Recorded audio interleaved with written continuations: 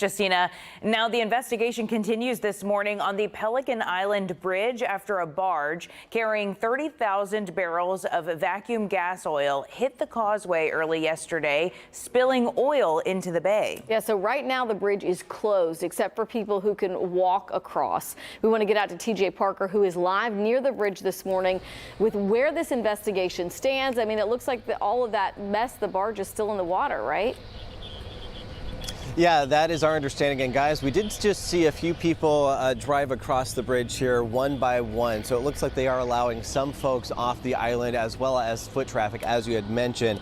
But in order, there's still a lot of work that needs to be done, including oil has to be cleaned up and that barge removed before divers can inspect the bridge pilings and determine its structural integrity. No timeline yet for that. As you can imagine, this has been quite a headache for people who live here or here on Pelican Island trying to come and go. People who live here and work here. Vehicle traffic backed up as hundreds who were estimated to have been on the island tried leaving.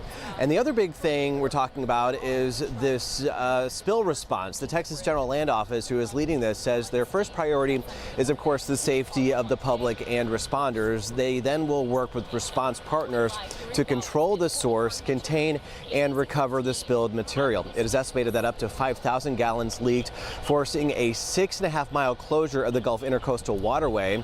And as I mentioned, this has been a headache for people, with some waiting more than 5 hours to get off the island, while others couldn't even get there.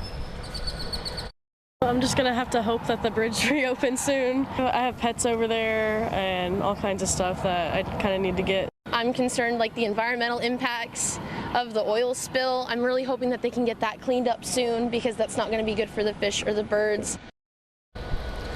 All right, so as far as what's leaking, it's called vacuum gas oil, which is basically processed crude oil. Whatever spill has occurred can be treated like a crude oil spill, and there are standard procedures to control it. The oil may be harmful, though, if it is swallowed or enters airways. Back out here live, several agencies are again working this. The Texas General Land Office, they are the lead on this oil spill response. Federal and state crews are still assessing how much damage the oil spill may have caused. The U.S. Coast Guard and state officials now investigating reports of pollution. But again, the full extent of the damage has not yet been assessed. We've also tried getting hold of the barge company, and we are still waiting to hear back from them, guys. But again, we have seen some folks being able to get off the island one by one, which is what we kind of heard from city officials yesterday, that they were going to allow that as well as foot traffic. But the majority of traffic here onto the island is closed for the time being. TJ, I always get my islands and areas in Galveston, the beaches, confused. But so can you give us an idea of what's on Pelican Island? How many people live there? Is there a lot of people going back and forth?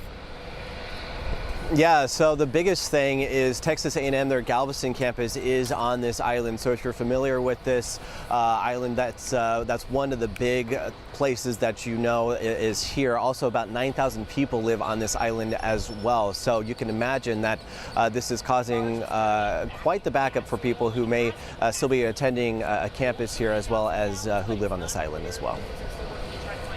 Okay, that makes sense. Thank you, TJ.